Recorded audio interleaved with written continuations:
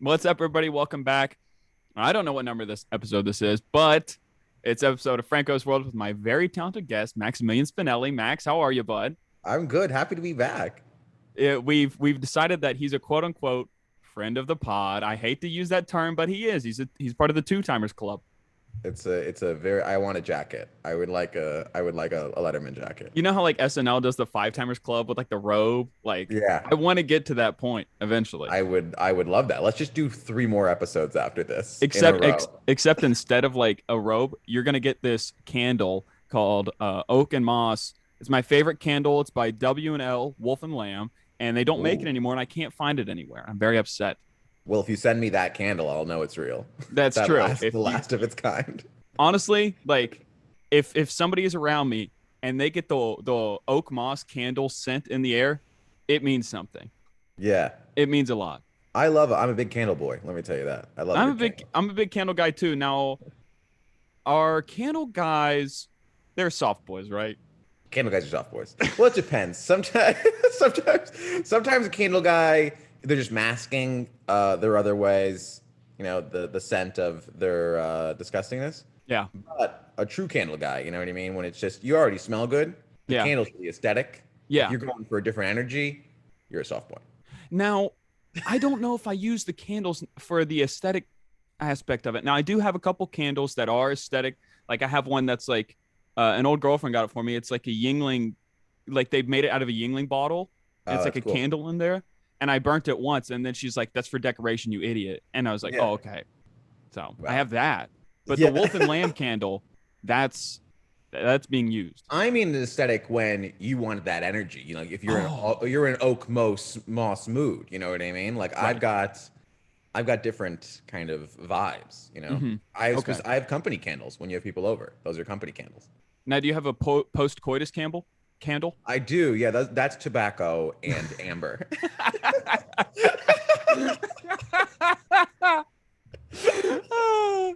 And again, mine is oak and moss. Yeah, oak and moss. Yes, it works.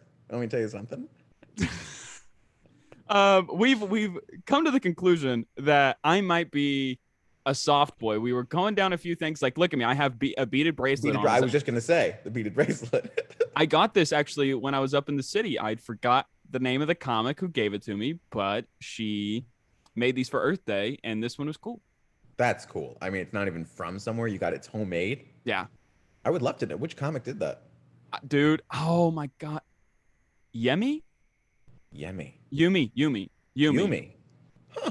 You know There are too Yumi? many comics. I don't You know. know, There are too many comics. you know, I'm not saying she should quit, but I'm saying everybody else should quit. Everybody else should quit. She Yeah, should stay because of the bracelet, but everybody should else should quit.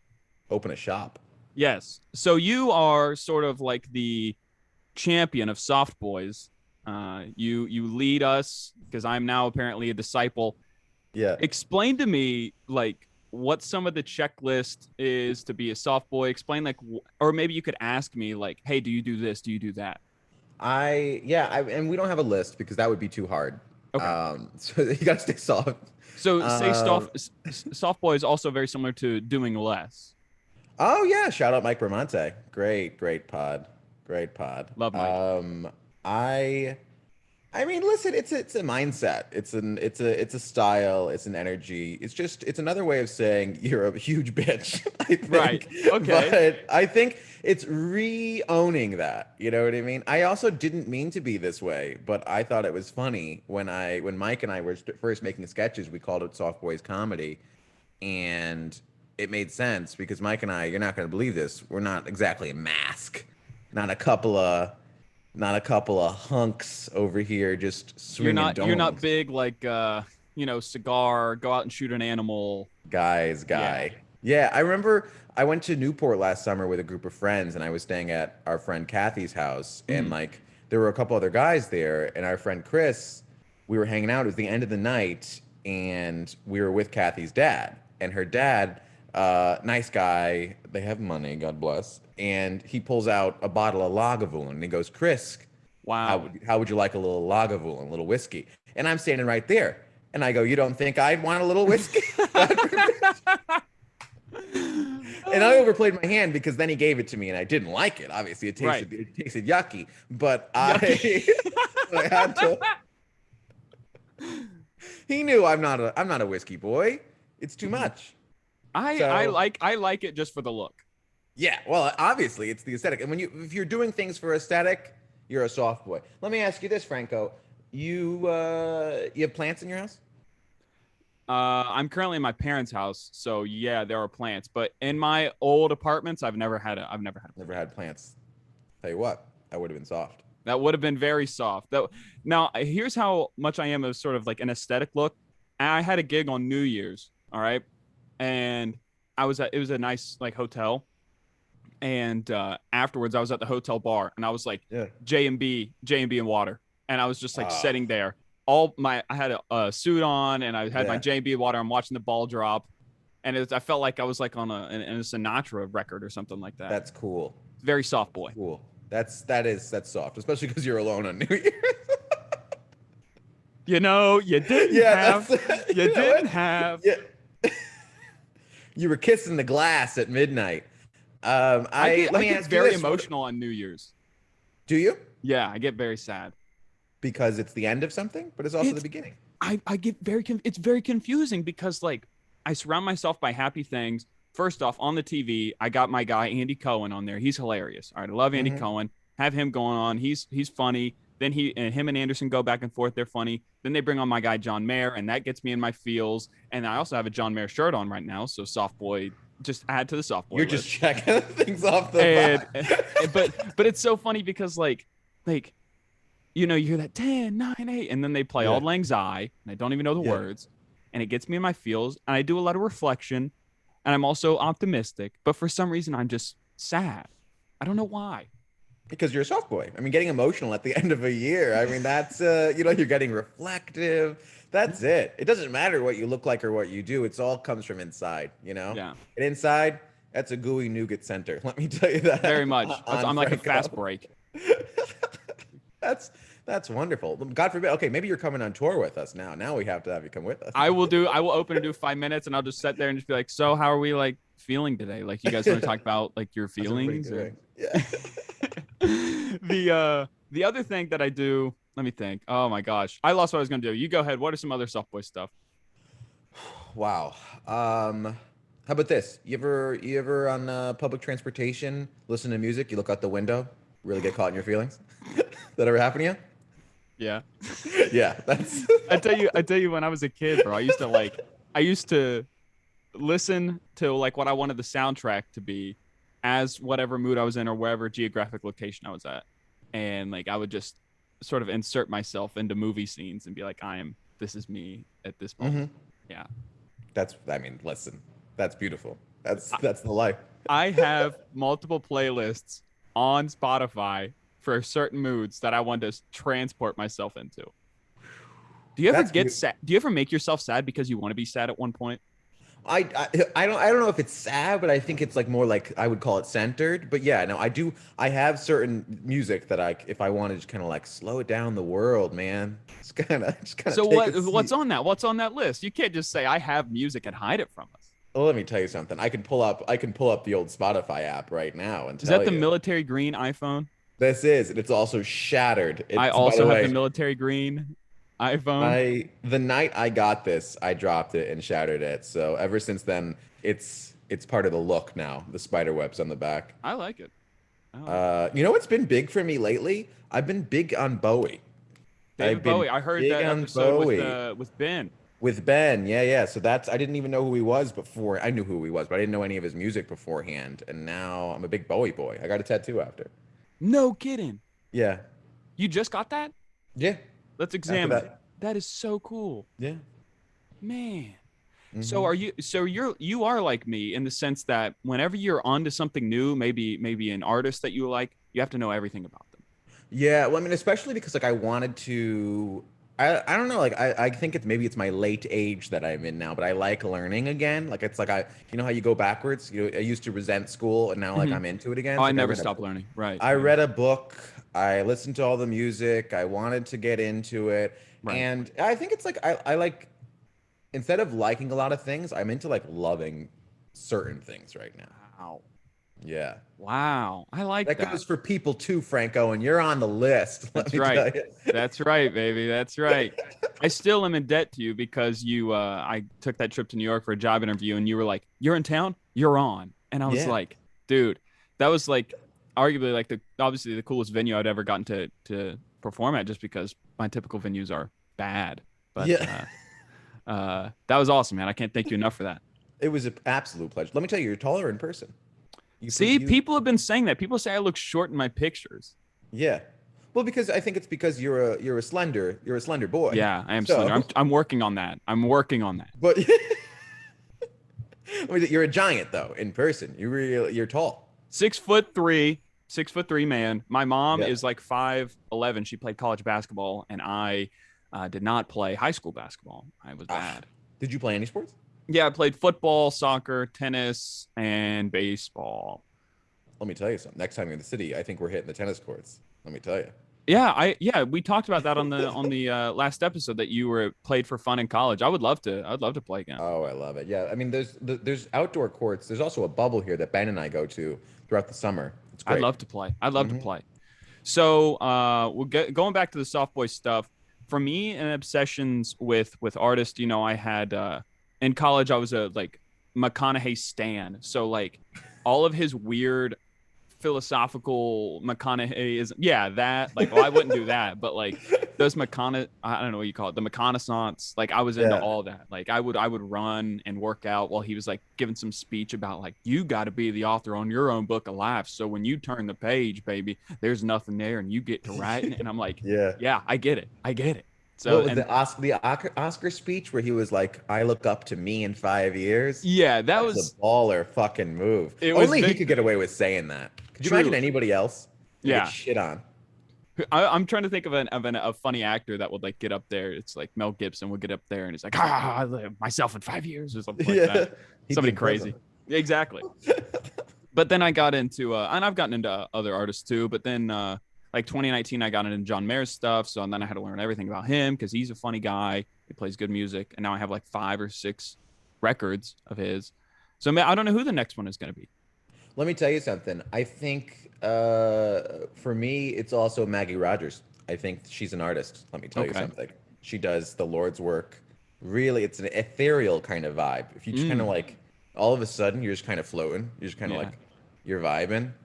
It's a good one. Add it to your list. I tell you who I listen to when I get sad sometimes. And I also have songs of them that I listen to when I'm happy in a good mood, but Yeah. they have a lot of sad stuff. The 1975, Really? which is a I very don't soft associate boy. them with sad songs because they have a lot of I have a lot of them saved on my liked Buddy, songs I list. will send, give me your number. I'm going to shoot you Yeah. for you after this.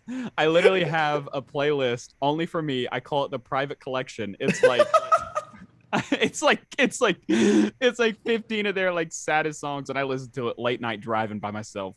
I am going to need access to that private collection. Let me tell you something. You can have access to I the private see. collection. You know what else I got? I got my roommate got me a record player Yeah. for Christmas. Was it Christmas? And I bought the Amy Winehouse Back to Black album. Okay. Let me tell you, there's something about slapping that record on, popping that in there. All of a sudden, I'm like, do I have a problem with alcohol? You know what I mean? Oh man.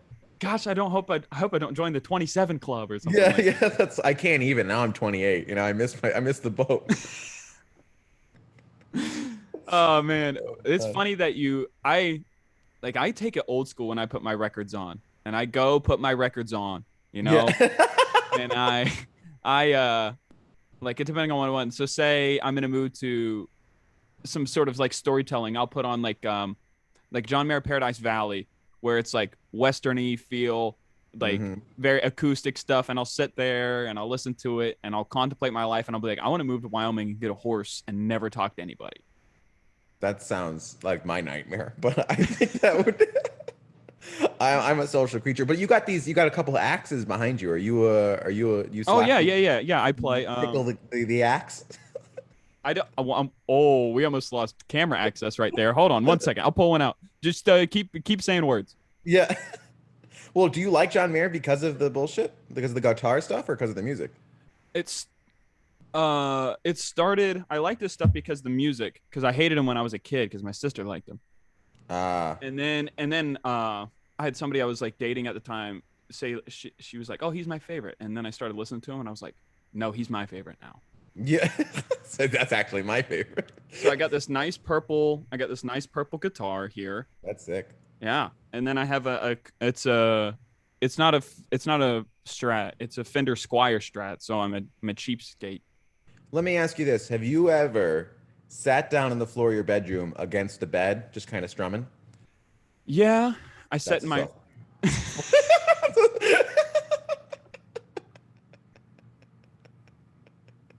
documented. Soft boy. That's a soft. Dude, I get I dude, I'll play along to records and I'll just be like, dang, I can totally relate to this right now. Like meanwhile, he has like 10,000 or 20,000 girls in an arena crying and he's talking about how like he's lonely all the time and I'm like, yeah, I'm in my room in Parkersburg, West Virginia and I could totally I relate to get this. it. Yeah. Yeah. I That's get the it, one John. thing if I had to like get a talent that I didn't have, which I mean, there's plenty, but I think a musical inclination, I think that would be really cool. I would love, I don't play a single fucking instrument.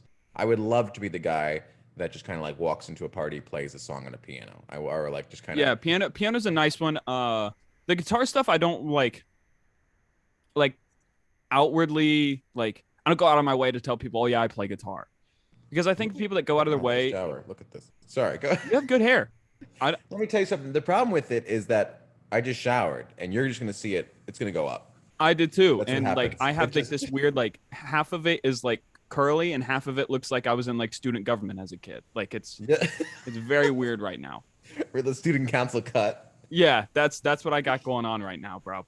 And I think people that like outwardly go out of their way to say, "Oh, I play an instrument, I do this and that." I don't really like to associate myself with that. I'm more of Mhm. like, "Oh, you do that? That's really cool." Like I don't That's what makes it cool. You know, it shouldn't be a personality trait. Just something exactly. you like. You know, Exactly. So that's yeah, good. I play along to records. I listen to 1975, and I get sad in my room sometimes. But I haven't gotten into Billie Eilish, and I know that's a big time soft boy. Honestly, that's a poser. That's a poser move. That's a Okay. poser move. Okay, good. So now we can just bash her. She's an adult now, so I can Yeah, bash her. yeah. I Dude, actually, she's very talented, but I think that she's like the whole thing is like it's like really targeted at the like sad 16, 17 year olds kind of totally, thing. Well, totally. you know what it was? It's glamorizing being sad. It's making it cool. Like saying I want to end me over a sick beat. It's Yeah, like that's like you're I don't suicide isn't an aesthetic and I don't know. that's all the kids on TikTok, and I know you're a TikTok guy, so that it's a lot of that. It's a bit much. I actually just saw a really funny TikTok that was like, this is, do you watch Rick and Morty? Sometimes I've seen enough to know. Well, there's one where he like becomes a kid Uh huh. and like goes to high school with the other kids to hunt a vampire. I don't know, but he's like, I'm in trouble. Like, get me out. I'm Oh yeah, trapped. I want to kill. And like everybody like at the high school is like singing along to it like a great he's song. like, Like that's "This is every Billie not a Eilish song. It's dance." Yeah. like, yeah, this is yeah, that's it. Yeah, I need help. I need help. I like that one. I like those Yeah. videos. Yeah. And like that's every one of her songs. Like I think she might just need help. I think she's like It's so funny because her brother made these beats and she comes from a well-connected family and that's ah. great. It's always not a secret when somebody breaks through. Dude, she's like 16 years old or 17 years old and like she pops up out of nowhere. It's like, "Oh, her family's well connected." Oh, all right, that makes sense. But like it was like she has this sweet beat and she goes like, "I feel sad in my room sometimes." Yeah. And they're like Grammy, Grammy, Grammy. Grammy. The songs did slap. I will say brother sister duo is cool. Like it's cool to That see the is a cool duo. creativeness. That is a There cool duo. sometimes were a little creepy. Yeah. It's like do they kind of make out? It's a little weird, Yeah. but I will say it's cool that they made music together. That's cool. So what are some now I have this newfound lease on soft boy life. Uh Tell me some things that you do that I could possibly, you know, take into my own life. We gotta get you. We gotta pop a couple rings on you. We gotta pop a couple rings on I you. have a pinky That's ring. big. I'm not wearing it right now, but I have a pinky ring. It's You gold. can't do just a pinky ring. There's got to be something else on that. You can't just do one. You got to do a few I get others. so claustrophobic with my fingers, man. Yeah. Like marriage is going to be an issue for me strictly for wearing the ring because I'm going to freak out. Like I might get the initial tattooed on my finger.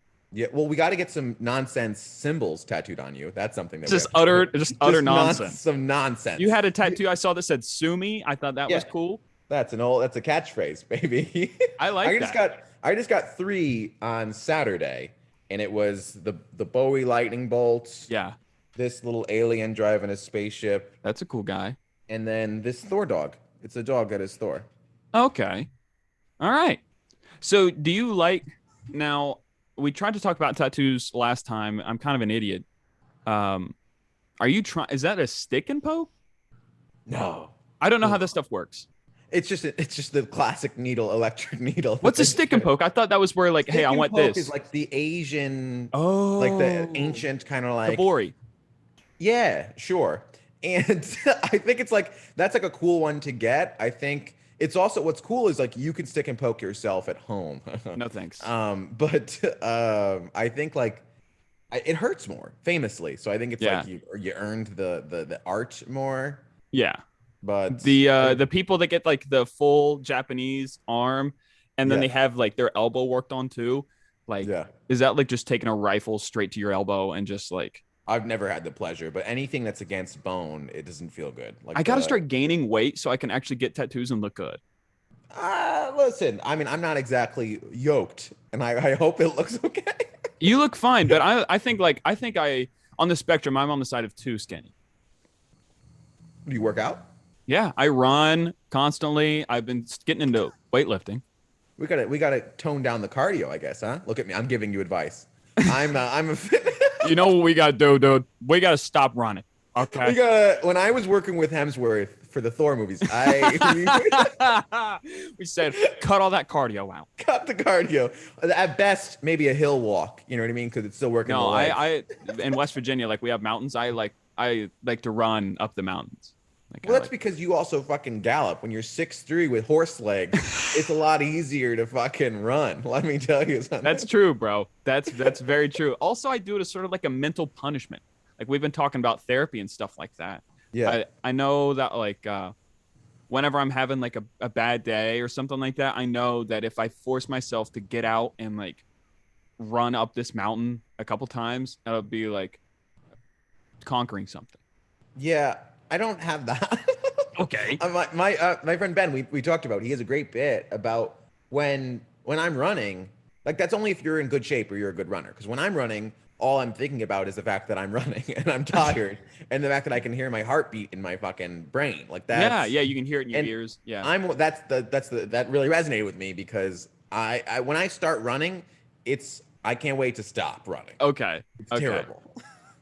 The crazy thing, like you hear people say, like, oh, when I'm running, I like to picture like a mountain lion or a bear chasing me. It's like I picture like scary things. Like I'm like, will I ever find love? You know, like I don't Oh, know how to make like a car payment. I don't know how any of that works. so you're running through your feelings. Yeah, essentially. Yeah. That's cool. That's cool. I don't. That's. Is that a soft boy move to like work out? I think we both know the answer to that question. I You like just how say the you word started this feelings. podcast being like, "Do you think I'm a soft boy?" You're inventing new things every time. You should be asking me questions. Okay, I will. Let's try that. Let's try that. No, go ahead, go ahead. But what were we saying? Oh, therapy. It's good to have things that are therapeutic outside of therapy, Hmm. which Playing guitar is therapeutic. Running is playing guitar, therapeutic. that's cool. Exercise for me is, but for me, I think I'm a different kind of person. I need to like slow down, kind of Okay. stop, because I'm a social person, Right. and left to my own devices, I'll just keep going. I'll never say no to a hang, and then I'll just kind of like hit a fucking wall. Social Yeah. battery will just destroy, and that's when I'll be like, should I just step in front of a car? And so like that's What if I just, so what it's if I just important. hopped in front of this train right So here? the Like, what would subway happen? kind of would do it, right? That would end it. It'd be Um, quick. yeah, it'd be quick, and like that was like a problem. So it's kind of finding balance. That's why I need to go to the second I go to the gym, I feel better. You know what I mean? Because it's just So like you I thrive off stopped. human interaction. I thrive off human interaction, but I also need to make it a pointed thing to be like, to do some me things, to do some stuff where it's Yeah. like, Yeah. okay, I cooked a good dinner. I did a like just kind of chalking a healthy choice Yeah. in and out. It makes a crazy big difference. Absolutely. My therapist said I need to start doing more things for myself because I was so worried about outside factors and how I'm being perceived that I need to do more things for myself, which is Yeah, great. When your that's therapist says great. you need to be selfish. You need to be selfish. That she doesn't tell me that. Just I No. don't get that. Oh, weird. You don't get that one? Oh. I haven't got that one, but I am done. I'm done with therapy. Though. I'm done. Oh man. So if you don't mind me asking, like, what were the main things that you wanted to work on while you were in there? Well, it was over. I mean, it was over the course of 4 years. Wow. Two different therapists that I actually worked with. I tried to find the right person, and then this last one was just kind of. I would consider it. I went back for a tune-up, It's like a because car. the pandemic really hit things. That like it was like it kind of shook everything because I was at a place where I was doing everything I wanted to be doing in life, and Absolutely. then the pandemic hit. I broke up with my girlfriend, and then it was like a whole thing. You know what I mean? That happened to you too? Yeah. So I, so Dude, I like, pandemic hit, I had to burn it all down. I yeah, said, I "Oh, did. oh, I can't find a career. Oh, I can't do comedy. Oh, I got to move back into my parents. How about I also break up with my girlfriend? Yeah, exactly. Burn it So all down." when one thing goes wrong and I don't feel good, like I'll sabotage everything. I'll quit my job. I will break up with whoever I'm dating at the time. And I've done it so many times in my life. I'll move. You know what I mean? I'll be like, I'm going to LA. I never actually did pull the trigger on that, thank God. But so that happened again, and I went, and what I wanted to work on was just kind of finding that balance again because I'm on medication. Pew pew. I And I decided to not pick my prescription up. did you? Yeah, I wanted to go natural route. I was very afraid that it was going to put me in an altered state of mind, and I wouldn't be Yeah. as sharp as I normally would be. That's actually interesting. That's a big thing, and not that I'm trying to convince you. That was a big problem for me before I did it. I was like, will Yeah, I not be funny anymore? yeah. Or like, will my personality change? And that was actually the anxiety keeping me from doing it. Oh, so I'm That mentally was ill. the Oh, okay. twist. Yeah, that was it. Ironically, the very reason why I needed the medication, what was keeping me from taking the medication. Does that make sense? Yes. So that's, and then when I started, but now if I'm good stopping therapy, I kind of want to wean myself off the medication too. Yeah, yeah. So because like I'm on stuff where it's like it doesn't like it's not like I'm not on like Xanax where it's like that just Right. stops you from feeling. Oh Like yeah. it's like I'm on the medication where it's like helps you get there. It's like a Boost crutch. You know bar? what I mean? Huh? Is it Boost bar? It's Prozac Ah, okay. and also Wellbutrin. Okay. Also Double double. duty, Yeah. baby. Yeah. You got the But Moderna and the Pfizer. There you yeah, go. I just had the Johnson just in my dick. I so I want to see how I do after this, and then kind of get off of it completely. I just want to be like a healthy, normal boy Yeah. without any of that stuff. But I don't want to do too much too quick. I know I will. Left to my own devices, Mhm. I could shatter at any moment. So I'd rather not. Man, and then the hardest thing for me was like having to like come to terms like I knew all the things that triggered my anxieties and my fears and why I was getting these Yeah. crippling panic attacks and like everything. It was how do I stop it? And like I already knew the root of all the problems and like so all of that is fixed. So my therapy stint was like it's not been very long, but I really think they are trying to keep me on the ride. Really? Like I think like a couple weeks ago he said like, "Oh, I think a few more you'll be good." And like now he Uh, hasn't said anything and I think he wants to keep me on the ride. well, But that's a bad guy. I don't like that move. but then in my most recent visit, which was Tuesday, he said something like we were honestly running out of stuff to talk about and fix. And I told him that I recently went on another trip and Hmm. didn't even have any like my heart rate did not get out of control, this or that. And he was just like, "You're making such good progress right now. You're doing such an excellent job handling all of your fears and anxieties Hmm. and stuff like that." It was great. Listen, high fives. Are you moving to New York or what? Dude, I'm trying so bad. So I had that interview, and Hmm. they said they'd reach out to me when the job opened up. That was a couple weeks ago. I'm going to email them next week if I don't hear anything back What kind of by job? working at a golf brand to like run a indoor simulator and do some social media stuff. I think. Oh, fun. Yeah, very fun Are stuff. you a golf guy? Yeah, I play. I just got Wow. back from a golf trip. That is, if you saw me on Instagram with the neck brace and the sunglasses, It's because I Did you hurt posted your neck? no. It was well, I did hurt my neck, but like it was a joke. Like Ah, or it's point there and say, I'm a joke. I'm joking. yeah, it's a joke. The no, I just wanted to like look like Mike the Situation whenever he was like in Oh, Italy that and was he had funny. the Yeah. and so I got back from a 54 hole golf trip Oh, and over the course of a weekend and I was like all my neck, my back, all this stuff. my pussy and my car. Exactly. It's very soft boy stuff. That's funny. Man, but it's crazy that you and I have these shared experiences of like we had to burn it all down. Yeah. And did you not to get too we could do sad boy hour real quick. Yeah. I'm ready. At Um any moment. so you broke up with your girlfriend. When did you because I know you had this thought because we're the same person. How many months after the breakup did you say, "Oh, I messed up bad. I need that back"? No, actually, that one actually was a good breakup. I was Okay. lucky. That's in relationships in the past. I was like, ah, you know what I mean? I made a mistake, and it's usually like like a month or so, because I'm off that high, being like, there's something in at what I would say unhealthy decisions. There is a bit of a high when you make all these impromptu things. Then for a couple weeks after, you're like, I'm fucking free. I'm the master of my universe. And then you're like, oh no, shoot, Oh, wait. What do you mean? Like, no I one's there miss next to me in the her. morning? What do you mean? The worst was when I would break up with an earlier girlfriend of mine, and we would always get back together. And then Mm. the last time we didn't get back together, and that's when I realized, ah, man, I'm not healthy. Yeah. You know what I mean? And part of it, I think it was just due to circumstance. Like from the jump, we wanted different stuff, but we just liked each other. And I think Mhm. the pandemic was like one of us has to pull the trigger here. So I was like, I'll do Yeah. it. She just Well, wanted to be it, married younger and have kids younger than I wanted to. Like it wouldn't be a yeah, problem now, but in like 3 years, it'd be an issue. that's a real West Virginia vibe. Let me tell you Well, something. she's from Long Island, so Oh God. For me, I always knew it wasn't forever. Like that one, the pandemic relationship that like we had been dating for like a year, yeah. and I knew it wasn't going to be forever, which feels bad to say, but it was like it was fun. I genuinely enjoyed her as a It was the person. first time I was ever genuinely in love with somebody. Really? Well, Yeah. let's get into that. So, do you Okay. miss her? Do you miss her? I think uh, it's Does hard she for me to. listen? It's hard for me to. No, I don't think she listens, and I don't. I don't. I could check. Like I could check my stats to see, but I don't know. Like if her phone is synced up to the New York or wherever she lives now in Pennsylvania, so it doesn't really matter. But it's. I don't know if it's necessarily her. Like I don't know if I've come to a realization that her face, she could be anybody.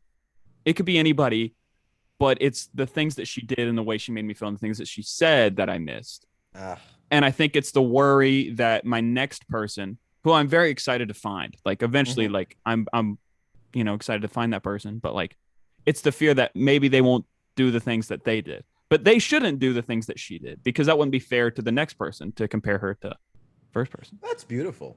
But I think it's a very relatable fear because Yeah. like it's like I've gone through that where it's like, do I miss the person? Do I miss having a person? Do I miss like how it feels to actually really like a person? You know what I Yeah. mean? I think that's like a real kind of thing. And I think that's the whole point of dating though, is that you just kind of slowly figure out what works for you. Yeah. And me being so like, I grew up, like there are pretty girls, so don't get me wrong, but like I didn't really care about like dating and stuff like yeah, like I messed around and did what kids do and stuff like that and had, you know, little girlfriends and stuff like that, especially like in college too. But like this Right. was like my first one that I was like genuinely in love with. And like it was just a weird experience for me. Yeah. And I How old are you? liked it. Huh? How old are you? I'm 20, I just turned 25, I think. Oh, prime time. Let me tell you something. Great. I talk like I'm like 40. I'm like, Yeah. yeah, live it up now, man. Because once you hit 28, it's all over, dries up.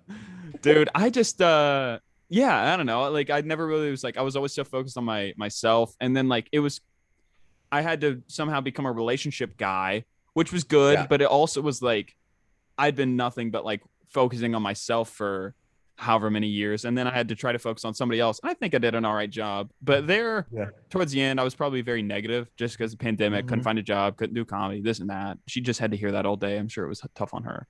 Yeah. I think that for me at least, when it will work, it'll be because I'll realize that like I want to be the relationship person even after like that initial, you know what I mean? I always hit like a wall in a relationship where it's like 6 months, 10 months, a year or so in, and I'm like, okay, I'm out. First point of Really? friction. But I think now that I hopefully am a healthier person and it kind of works, I'll want to just kind of keep working on it because I want to work on it. You know what I Right. mean? Kind of Right. rather than usually I was trying to make this a bit. I still haven't actually written it out because you know when something's still too true, and it's like Stings a little bit to say. I was talking. I had a couple of friends over, and we were drinking and just kind of chatting and stuff, and we were talking about relationships because we're all single, and it was two women, so obviously it was a little more emotional that we were talking about things, Right. and I was like, we were just laughing hysterically because they were like totally different. Because I was like, you know how I get in a relationship, and then the second like things are gone, I'm just like, well, okay, bye, I'm heading out. You know what I mean? And I all right, bye, and I just like kind of light a match and walk away from it, and they were like, that's a bit, and I was like, is it or is it just sad? Like, That's funny. Oh man. I yeah, I don't know. I mean, I guess it was like and I think we tried she had been in love before, so it's like she obviously can handle relationships differently than I could at that point. Because it's like, so let me ask you this, because this is a good question. What made you know it was love versus the other thing? I don't like to throw that word around a lot. Like that was the first woman I ever said that to, other Mm-hmm. than like family members and friends and stuff like that. It was the first like intimate relationship where I said that. And just because I like to reserve that word, you know, I'm weird like that. Mm-hmm. How did I know it was love when, you know, whenever I was still in the city that we both lived in at the time, and she had to go back to college where we both went to college, West Virginia, for one Mm-hmm. more year, and we would stay up till like 3 a.m. and have the phone calls, and we would visit each other, and we would do this and that, and like she taught me new things, I taught her new things. We started having shared interests of stuff that neither of us liked, but we both got into together. And how did I know it was love? That's a really good question. That's Because nice. I mean, I think you're. I think there's also something about it that you can't really hold on to. yeah, You know what I mean? yeah, it was sort of just like a feeling. It was just like a feeling that I had that I'd never felt before. As cliche as that sounds, that's my Hmm. answer. I don't know if it's a good sign that both times I've said I love you for the first time to a partner was I was high on cocaine. I don't think that's a good. I don't. You But know, I didn't have. I meant it both times. It's true. You said it. You, Max Spinelli, said those words.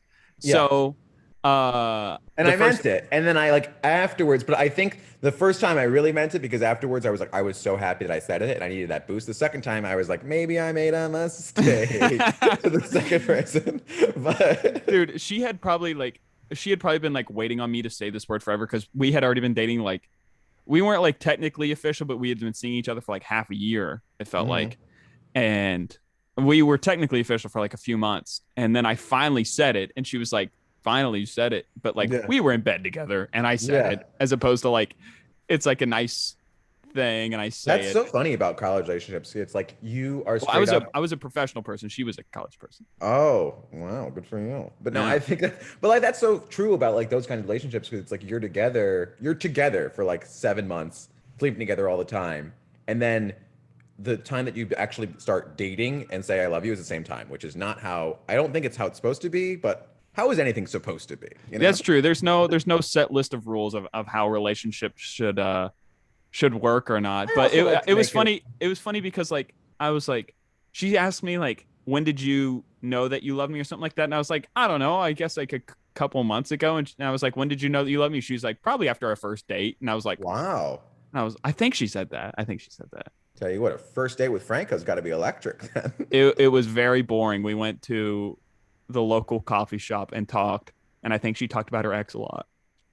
And she was loved you. I don't know. I made her sound bad. I made her sound bad. I'm totally butchering this story. I'm butchering this story.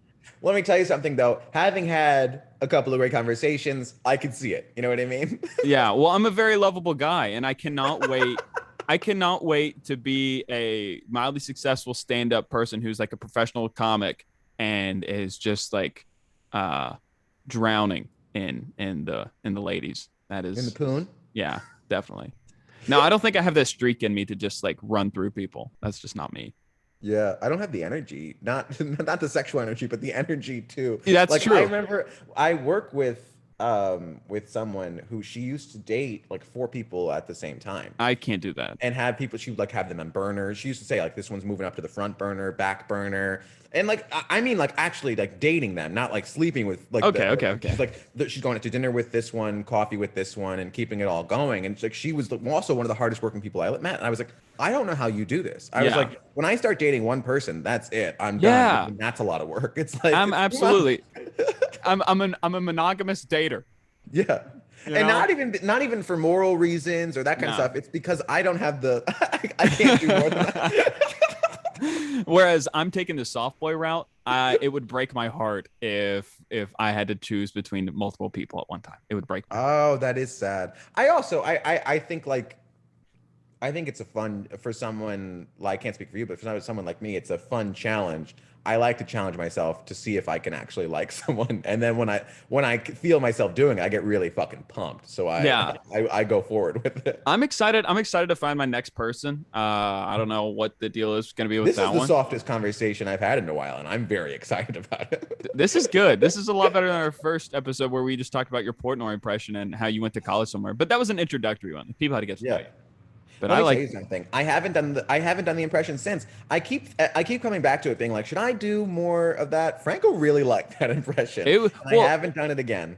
I've fallen off like the Barstool bandwagon, like big time. Like I unfollowed so Yeah. much stuff on Barstool. I just don't care anymore. Yeah, But that impression is killer. That's a dynamite impression. that his podcast that he does with the TikTok A boy joke? You think it's a joke? with Josh and All right, with you and Josh or BFFs. it's so funny because I get that kid Josh. It's not funny actually. His girlfriend ended up getting together with his best friend. Real TikTok drama. Is his best friend Bryce Hall? Well, that's one of his friends. They already had a following out. I'm way too involved in the TikTok. I saw. All right, that's it. We're gonna stop talking about the girlfriend stuff over here. My ex, your sweetheart. I've moved on. There. Okay, it's over. We're going to TikTok talk now. I like to leave the door open though. And you know what, Toots? I'm still on that last train. The door is slightly cracked. If you ever come back, I will be here. TikTok. TikTok. So Bryce Hall, he got his hat stolen at a frat party, and it is the biggest news on TikTok. I didn't see that. So I saw a couple of things like got your hat. People are commenting that on his TikTok. So what happened? It was some dumb video where he went to like some stupid college frat party. SAE was the frat. And some guy just like stole his hat and put it on, and he was like, "Give me back my hat, bro. Give me my hat." And it was like stupid, like it's dumb. It's a dumb hat, and he's like, give it back, bro." And now this guy's like flaunting his hat around. So now the hat guy's a TikTok star for That's stealing Bryce Hall's hat, which I do like. I do like that he's a star. You know what's funny about that is that it's something that exactly Bryce Hall would do. That's exactly something. Steal somebody's hat. Steal somebody's hat and then use it for clout. So Yeah. it's like I'd be like, that's kind of a fucking douche move. But I mean, you're playing the songs that the guy knows. So Exactly, dude. Anytime people like that like get a good ribbing, like I'm all in for it. But what I'm talking about with this Josh is that Josh. his ex-girlfriend Nessa made a song with his roommate at the time, Jaden. He goes by JXDN. By the way, I'm a pop punk boy, by the way. Great music. The guy makes good songs. But and then they ended up dating. So they ended up breaking up, and like they were dating either right before they broke up or right after, because like they were just seen out in LA right after that. And the kid was really hurt. He handled it very classily. Let me ask you this. How would you handle a situation like that? I don't know, because I got a Best landline friend. ringing in my house. Can you hear that? No, I can't hear a single thing. Yeah, I live in like the 1980s. I have a landline. So what did you ask? Your ex-girlfriend starts dating your best friend. Well, that wouldn't happen. My best friend's married. How old's your best friend? He's my age. Well, it's a southern thing, huh? He got married. He got married to his high school sweetheart. She was 20. He was like 22. That's adorable. It's very cute. They have a very lovely family. They have a kid on the way. I'm very excited for them. You're gonna be an uncle. I am essentially. They both have literal brothers, but they messaged me and they're like, "You're gonna be the best, Uncle Frank." They put it on an Instagram comment. I commented. They're like, "Uncle Frank," and it's like, you have literal brothers. Do you think you have a lock on Godfather? I told him that, and he doesn't know anything about godfatherness. Or it's So not Christian. I don't know. I thought that was a Catholic thing. I have no idea. I think it's a Catholic I thing. grew up Catholic. I assumed it. I used to think everybody did it, and No, I no, was no, wrong. not a thing. Not a thing. Not a thing. I told him I'd be the godfather, and he goes, "You realize that like you have to like fully like this is your child. Like if we die." And I was like, Oh yeah. I was like maybe like your That's sister. honestly that's a plus because you'd be a great father to that kid. I would be, and I've been an uncle. I'm an uncle 2 times. I'm a 2 times 2 uncle, Not to brag. and so I know what being an uncle entails. It's a lot of a yes man. You're a yes man a lot, which is great. It's very easy. Big improv job. Yeah. It's a lot of yeses. It's a lot of like, sure, I'll take you there. And it's a lot of like, you're right. Your mom doesn't. I'll talk to your mom about it. That's A lot fun. of that. A That's lot of fun. that. Yeah. What What's else we your got here? what? What was what? You got any nieces and nephews? You're not. I don't. I'm the Okay. youngest, but nobody in my family, none of my older siblings are married. So Okay, let's keep talking about relationship stuff then. What about what's your an ideal scenario for you in terms of marriage and kids? And what do you think about when people like bring that up early on in a relationship when they say like, what are your thoughts on this? I don't know. I think I don't think it's like a run for the hills thing. I went through a big tonal shift. I don't know if it's therapy, but also I was told by my therapist that it was I'm nesting, but like I'm totally down with it. Like I'll watch if I watch this like a What is teen nesting? like you move into a different period of your life. Like you're down to settle down is like what your DTSD down to settle down. What if my ex was like permanently DTSD? Like she said that's her only goal in life is to be a great mom. No, that's terrible. I mean, I think you still need goals. But when I'm saying is that like I think that for me what I'm saying is like if I find something that works and I Yeah. want it, like I would be open to it. It's not like I'm not like I no longer think it's cool to be like kids, puh, you know what I mean? Or like marriage, what a fucking loser, you know? Yeah. No. I'm down to entertain it. I also think it would be cool. Like if I watch like a teen drama or a movie or something, I relate to the parents. I'm like, I would not handle. You are handling that terribly, my friend. That you should not have done that. You deserve him running away. Let me Yeah. tell you that. So like I get it, and like I'm. It doesn't make me feel like I'm going to have a heart attack Right. anymore.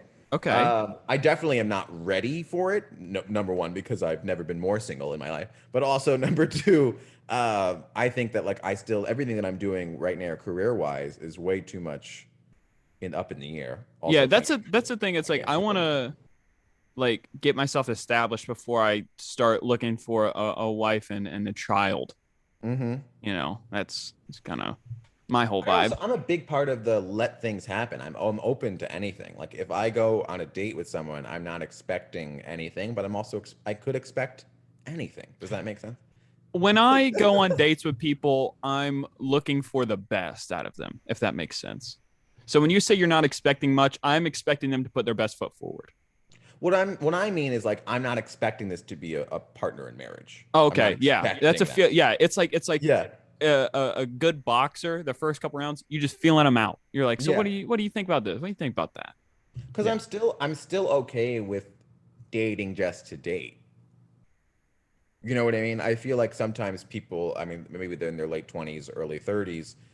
Now it is really time to think about locking it down. You know what I mean? And I understand that with women too, because the whole egg situation. If you want yeah. kids, So so I'm easy gonna to have to do it. date significantly younger women as I get older. Yeah, what a curse. Darn, that's a shame. But I mean, in terms of settling down, I don't know. I'll cross that bridge when I get to it. I don't want to leave New York anytime soon. Yeah, and I feel like But like having I think it would be fucking sick. I this is what also me like I'll be walking through a neighborhood and I'd be like, great to raise a family here. Like I could see it happening. So like I want to be like a cool city dad. Like that'd be cool. I see these cool city dads, and the thing with me now, this is old me You talking. have to be rich as fuck though. I would have to Yeah, be a rich as fuck city dad. the thing with me, like old germaphobe me, would have been like, oh, my kids have to play in this playground where a million people are on it every day. Hmm. Gross. But now I'm like, you know what? Pushing the kid in the stroller around the city might not be a bad look. Yeah. But I I still think want, I still love grass. I'm thankful for grass is grass, cool. Well, you also have Central Park, which other I walked parks. through for the first time. How was it? Big. It's Let me big, tell you something. So and these random did guys your were. trip here, did it solidify wanting to move to the city? Or had you already wanted to, and did it solidify for you? I've been wanting to since my baseball scout career was on the out and out because I Mm-hmm. was tired of like not being able to do a lot of comedy, and I wanted to move to New York so I could do comedy all the time. Mm-hmm. And then had to move back to West Virginia due to the pandemic and everything. And every day, and it just ate at me and ate at me and ate at me that I'm not New York, I'm not New York, I'm not New York. Mm-hmm. And that was part of the anxiety and fear. Mm-hmm. But I still had never really been there. I'd been there like twice as a kid on like trips, but like never really been Yeah. there. So it's so crazy how the opportunity arose. I get the job interview. Joey says like he's got a place to stay for a week. Mm-hmm. And so I go up there and like I do the dang thing and like I'm walking around the biggest city in the country. I'm not nervous. I'm not scared. My heart's not racing. And I'm like moving and grooving. Mm-hmm. And this girl I was talking to at the bar was like, when you're here, like this is your Your first week family. here. No. Yeah, it's like Applebee's or Olive Garden. whatever it's called. Olive Garden. Olive Garden. She's like, when you're here for your like first little, week or whatever, it's like it'll either like you'll know or like if it's for you or if it's not. Mm-hmm. And I did not freak out. I felt very comfortable. I was excited to keep doing things and taking the train to Queens to hang out with a comic for a day or this or that. I was excited to Mm-hmm. do all that stuff. So I think it is for me, and I'm trying to get up there ASAP. Exciting. Sorry, Have I you thought talked about forever. just ripping it and coming without the job situation? Well, the job Possibly? situation, I would like to have a job that I like somewhat enjoy. Mm-hmm. And I know that I'm asking a lot of the universe right there to be able to do my art at night and Yeah. have a job that I don't hate during the day. Mm-hmm. And I'm asking a lot of the universe on that one. Mm-hmm. So I don't know. I mean, you're also at a stage where you can kind of get there too. Not that I'm like, come now, but like, I think that like getting a job that you like is a lot in the city is a lot easier when you're in the city. Does that make sense? I lie on my resume and tell them I'm near the city. As well, you should. Yeah. Because I tell. I used to work in hiring, and anytime somebody had to move here, I was like, "You're already done." You know what I mean? There's too I much tell going them, well, sometimes I tell them I live in New York. Sometimes I tell them I live in Allentown, Pennsylvania, because I used to live there. on. Okay. And that's like an hour away. Just say you live in Flushing. Yeah. It's deep Queens. They won't know what it is. I think I screwed myself from the job because they asked like, because I didn't lie, essentially. Like I was truthful because they're like, how was the trip? And I was like, oh, it was great. I had a doctor's appointment in West Virginia the day you emailed me. So I actually drove up from West Virginia to New York, and he apologized for that. He's like, oh, I'm sorry. I wish you would have told me that. And now I feel like, oh, you're apologizing? Like, it's like, you're sorry for making me drive 8 hours? Like, and he asked if I was moving to New York no matter what, if I got the job or not. And I said, yeah, I am. I'd like to work with your brand, but I'm moving here no matter what, which I guess is good. That's good. Listen. I don't need to teach you anything. You're all set. Also, I have nothing to teach. But You said you worked in hiring. That's something. I did. I was the chief people officer for a real estate startup. That sounds for fun. 3 years. Yeah. I've had a weird line to where I am now. Now that you know more about real estate than I do, could you give me the tips and tricks of apartment hunting? There's a lot that I can get into. It's different now. I mean, obviously, this is the best. It's because like now, I mean, with the pandemic, I think that the market's kind of bouncing back. So you still might be able to get a deal, but not like what you were getting like a few months ago or last year. But honestly, I think one of the first things you should do is figure out kind of where you want to be, nail it down to a few neighborhoods, figure out what you want to pay, and just know what you want. Go into it. Don't let the agent tell you what you want. You know what you want. So whether it's like I want a bigger bedroom, or I want to be on a higher floor, or I want to be near XYZ, you'll be surprised by how much different things matter. Also, sometimes you move into an apartment and you didn't even realize you wanted what you wanted. You know what I mean? So should I not be looking at places like Street Easy and Roomy or whatever? Of course you should be looking at studio. Well, do you plan on being in a studio or with roommates? Both of those are interchanging all the time. So sometimes I'm like, yeah, studio. Sometimes I'm like, you know what? What if I did live with 2 other people? Yeah. It's always Or better 3. to live with friends, or obviously. whoever. Yeah. Well, I don't have any friends. So Joey? Joey I don't know if you know Joey's living situation. I don't.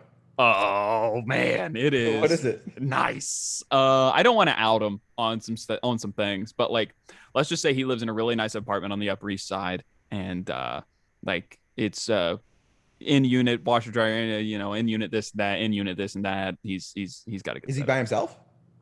Most of the time he is. He lives with his brother, but his brother's like always traveling and stuff. Tell you what, that's nice. It's Every time I the learn something bathroom new about Joey, I like the bathroom kid more. the bathroom has heated floors. I didn't know I needed that till I Oh, needed that. what streets is he on? I don't What's know his his exact address. address? What's the apartment? I'm going over there because The I'm in the door. Upper East Side too. I like that neighborhood. Now I don't know if I could It's afford it, but I would like to live lovely. there. I It's one of the more affordable Manhattan areas if you're I talking about I lower. honestly I didn't want to because I didn't want to sound like I was asking too much again. Again, here I am worried about how I'm being perceived. I would like to live there Is why is that asking too much? because I don't know. It's like a nice area. Oh, listen, sure, you deserve the nice area. What the hell? I don't know. Here I go again. Here I go again. I don't know. Toots, my I door, my heart, the heart to my door is cracked open. Toots, yeah. you can come back. I love this area. I wouldn't live anywhere else, but like honestly, you have to figure out what works for you. And I think that it's kind of it's also kind of like maybe it's like one of the first places that you experience. I lived in Brooklyn for the first 2 years, but it Yeah, wasn't nice Brooklyn. So like I don't want to go back to Brooklyn. Like when I yeah. came back to the Upper East Side, I was like, I'm moving up. Well, the thing is, the golf job is in Herald Square, which is, That's where an that is easy shoot down. exactly. Hop on the queue. And then Let me I'm tell you something. right there. Beautiful. Maybe you're So moving to the Upper East Side. I'm on not no pressure, but I'm on 83rd and First. It's a lovely neighborhood. I have no idea what that means. I actually told a joke. I actually told that joke during the set. I don't know if you got to see it or not, but I was like, I said I lie on my resume. I tell them like I don't tell them I live in New York because they're like, oh, where do you live? I was like, oh, I'm on the Upper East Side. I think that's near like the Met Stadium or something like that, and like Mhm. it's a whole thing. Yeah, I have no idea where anything is. Yeah, it's not near the Met Stadium. I know that was Yeah. the joke. Oh. You should do stand up. I hate you so much, bro. All right, let's get down to brass tacks here. Let's get down to brass tacks. The main theme for this episode and the lone idea really that I sent you Yes. was we can either do this together as a team. If you have your own, you have your own, and I have my own. We love rom-coms. I Softball wanted move. I big time softball move. I wanted to write a rom-com real quick or like to just develop a plot outline to what a rom-com would be. Maybe who the cast is. Maybe we could go back and forth on what a story would be. I think we're doing it as a team. I know that you have an idea here. I love Yeah. a good springboard. I work best kind of going back and Okay. forth. Good deal. I also don't want any pressure on you, but I do see us being writing partners and also having a huge career. I see us being the Russo brothers. Great. So maybe, I mean, no pressure, but Yeah. this might be our first feature. So Okay. All right. So I'm big into like the bad thing is like part of the thing that I'm really good at when it comes to movies is like music. Like I'm not like trying to sound arrogant, but I know like what a good song would be to put in a certain like scene. that you'd be surprised how important music is to me in a film and a Yeah. trailer, especially.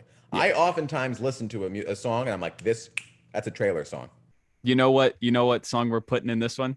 What is it? Kiss me. Dun, dun, dun, dun, dun, dun, dun. It's a classic. Exactly. So the title, do you want the plot and then I'll give you the title or what? Hit me with the title first. Bodega Blues, Wow. It's a New York City rom-com. the New York City rom-com. A couple musicians living in New York. We'll get there. We will get there. So basically, I haven't cast a male lead yet. The male lead is not cast. Ideally, for the female lead, I'd like Zendaya, but I don't know if she would stoop to our level. Well, let me tell you something. If it's a cool indie flick, I think that she's still willing to do projects like that.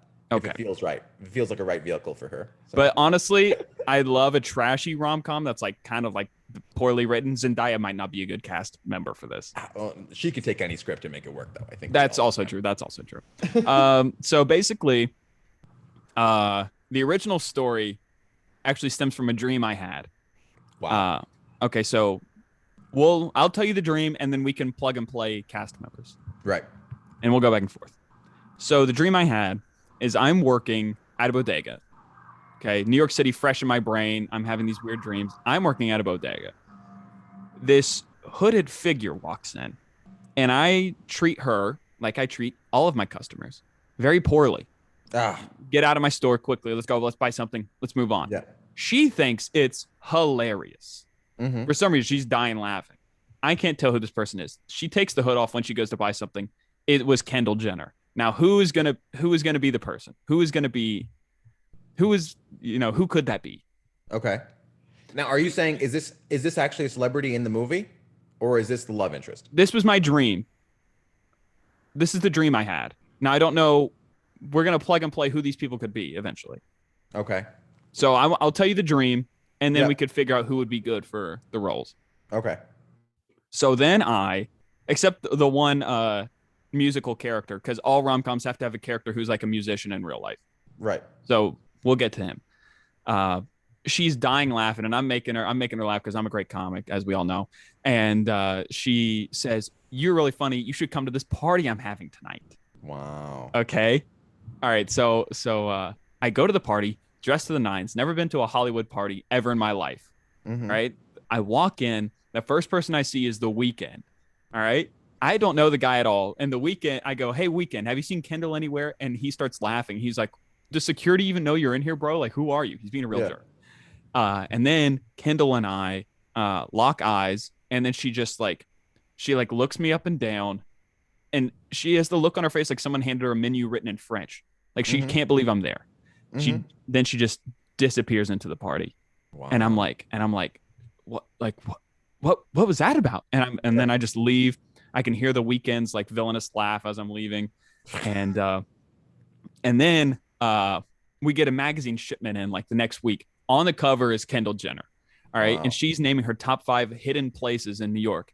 And number 1 is Franco's Bodega. And she goes on and on about the owner and how great he was and how good of and how funny he is and how good of a person he is. And it has me thinking, like, did she really like me? Did she just use me for like some comedic effect? Like what was the whole point of this? And the only way to find out is if you go see Bodega Blues stopping by theaters February 2022. Wow. Wow. See, now in Bodega Blues, is this an actual public figure? Or is it a fake celebrity in our film universe? Or is it just like a regular girl that invites you to a party and she's just kind of like maybe she is a model or something? Yeah. What's your vision here? I do like the idea that you had where she is a fake celebrity in that world. Yeah. I Because like that. You could play off the fact, that they love when it's like, oh, he's treating me like a real person. They love that. That's a It's classic basically rom-com we're trope. rags to riches. Like we're ripping off Pretty Woman in the sense that I'm the street. You're the hooker. I'm the hooker. Yeah. She's Richard Gere. We don't kiss, but we're madly in love.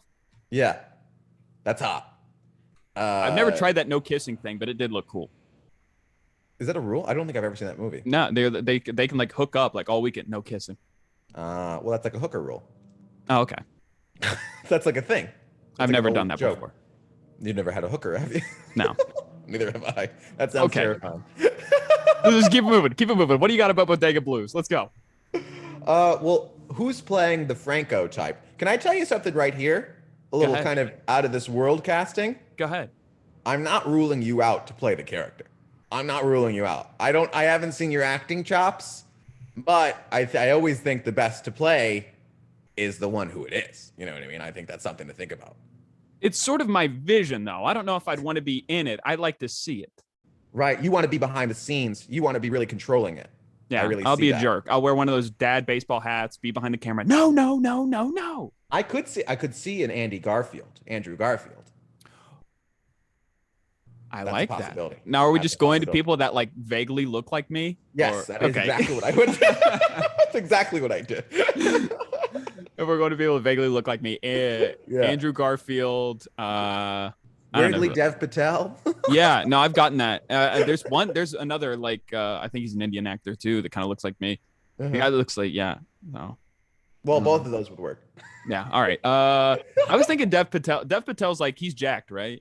Yeah. It's him. Yeah, I was honestly thinking him, but I didn't want to like have like somebody of Middle Eastern descent play a bodega guy.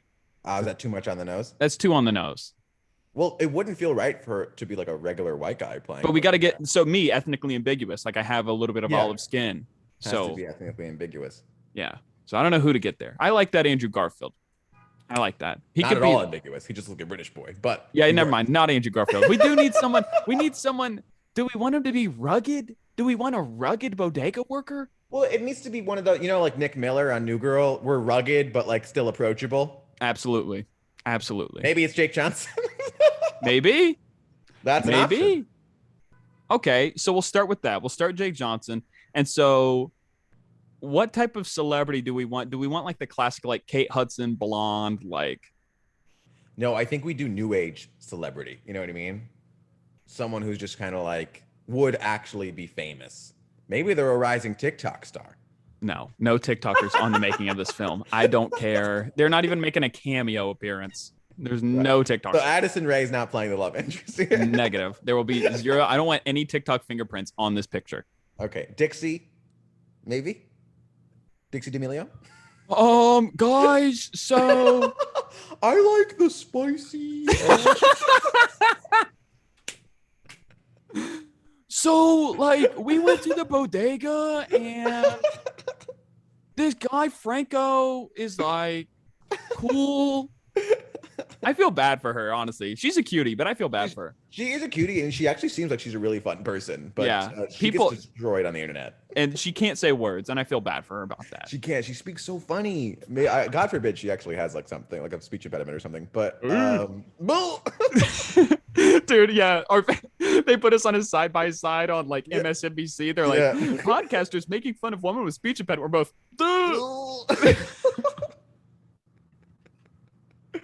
all right. God. New age.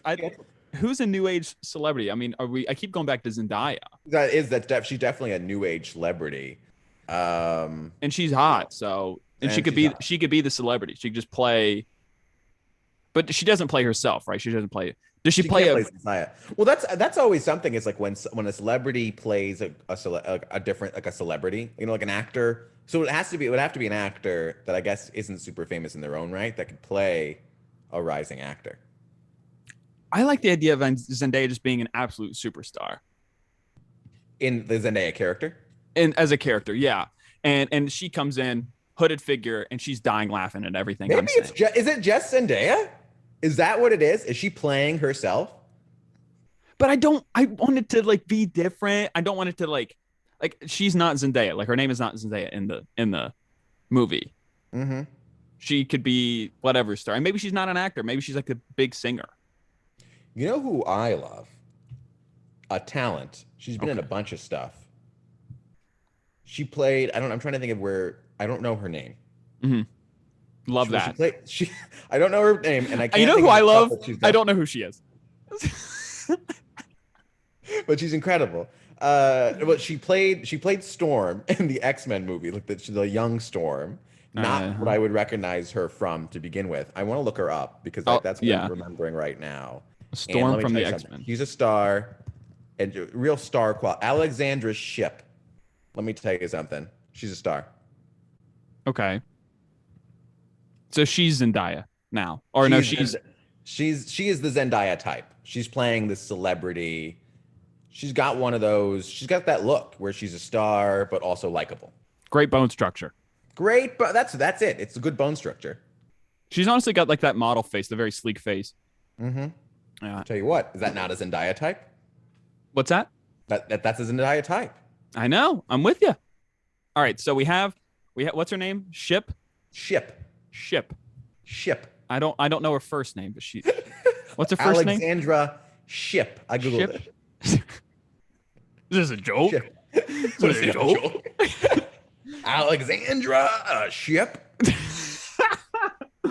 I'm betting 50 grand on Boston University, and you think it's like a joke. Like, You guys seen this movie? It's Bodega Blues. These guys never even been to a bodega. all right, Bodega Blues, starring Nick Miller. No, Jake Johnson. Alexandra Shipp. Alexandra That Shipp. might be an odd. I would look up that age difference to make sure it's not creepy. She's 29. Okay, good. She's 29. How old is he? He's probably mid 30s. I have no idea. Well, that's perfect. So, I am in the movie. Sorry, You got to be. He's I actually had that 42, listed. but he could still play mid 30s. Let me tell you Yeah. that. I am in the movie. So one of these people, Who are you playing? I think I'm playing her friend, Oh, you're playing the best friend character. but I'm the funny The one. mean? No, I'm the funny one. Are you the weekend type? Are you the one that like bullies Jake Johnson when he comes to the party? No, that is the weekend. Can I be that? Yeah, you can be the weekend. You could be the bully, Yes. or you could be bodega patron number two, whatever you'd want. Wow. I don't think I have the chops for that. So I like the idea of having a musical guest in there. Like maybe somebody's like playing, like they're at a party and like there's a musician like playing a set. Like they used to do that in old CSI episodes. They always had real life musicians like playing Oh yeah, sets. yeah. That's like a big thing. Like early 2000s dramas, they loved like they loved making the hangout spot like a club, and there would always be like a band that you're like, is that? Like, Oh, that, John Mayer's up there? Like, what? yeah. This is CSI New Orleans. What do you? That's actually a good point because I was watching my girlfriend who it ended, but we started watching Buffy the Vampire Slayer together at the beginning of quarantine last year. Yeah. By the way, great show, holds up. It's a shame that it turns out what's his name's an asshole, Joss Whedon. But they always went to this. They famously were living in this like shitty small town, Mhm. but there was only one place to go, and it was just a shitty little club. But there was always a live music band, and like Yeah. sometimes there would be like bands there, like Yeah. actual bands. Like I remember hearing one song, and I was like, "Isn't this like a popular song? Like this is like wild that they would like this person." Anyway, watch Buffy is the moral of that story. Yes. Do we have Sarah Michelle Gellar in the film? She will be in the picture. She will be in the film. Okay, good. I do like the idea of having the weekend in the thing, but part of me when I had it envisioned with me as the lead, I had it like we have to have that scene. So basically, like the party scene is great. We have the party scene figured out. The scene when it's like a sequence or like it's just a timeline, like days go by or weeks go by. That classic where he's just like classic bodega guy, and she's like still doing her hot girl stuff. But like, say she's in like the middle of a photo shoot and she does like one of those like somber looks off to the side or Mhm. something like that, and she's like, "Man, I'm really thinking about the bodega guy." And So this is really more of a fantasy then. This is a dream. You're playing a lot of the dream fantasy. okay, yes, I'm not believing that this Zendaya type is thinking about bodega guy who all he did was be mean to her in a no, he bodega. was funny. He was funny after he was mean to her, and she thought But it I was thought you said hilarious. it was you. I'm funny. Oh right, okay, yeah. I'm trying to pull up my notes. I gotta go to my archives. Um, this scene where he's reading the magazine article is a big pivotal scene. That's a pivotal scene. When he's reading her talk about me or Yeah, him. Yeah. yeah. She can talk about you. Uh, I And wouldn't believe that. Let me tell you something. like this is what I have on my mind. That's Billy Crystal when he's in the Harry Met Sally and he's in his nice fisherman sweater turtleneck and he's just reading. He's got that beard on, and for some reason Billy Crystal's like a sex icon in the '80s. But I want that. Like, He still is. okay, fair enough. And then we have the music playing, Wow. and that's me reading.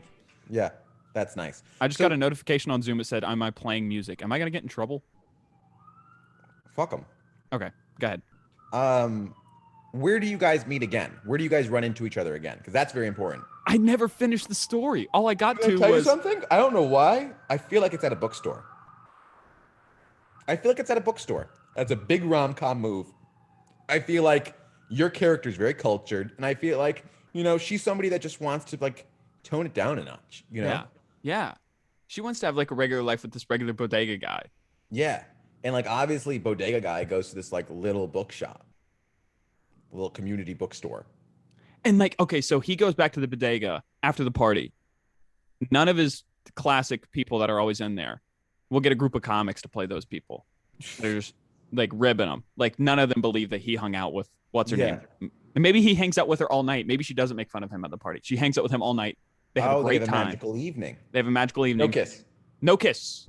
No kiss. Then they have to go their separate ways due to circumstance. She's like, I have to be in Paris for She fashion leaves week. with the weekend. Maybe the weekend will be like the music. Maybe he'll be the music guy. The weekend is in this. I love the weekend. I mean, I won't work on the film unless the weekend's Okay. attached. Yes. Unless he's attached to the picture.